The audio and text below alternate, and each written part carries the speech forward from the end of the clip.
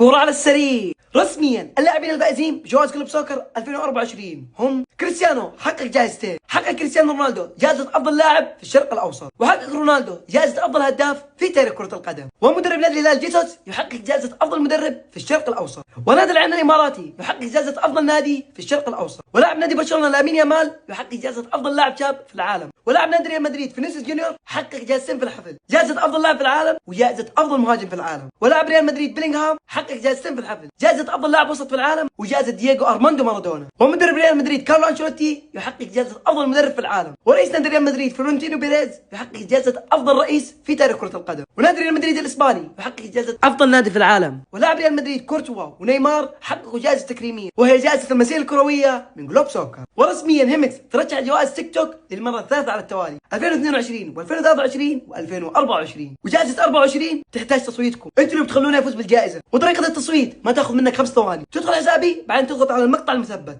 لما تدخل هذا المقطع اضغط على هذه الكلمة المكتوب عليها تيك توك اوورد زي ما تشوفون، اضغط عليها هنا بيدخلك على قائمة التصويت. وبعدها بكل بساطة تنزل لما تلاقي فئة الرياضة هنا. اول ما تلاقي فئة الرياضة بتلاقي صورتي وتحت كلمة صوت او فوت، تضغط عليها بس كذا انت صوت.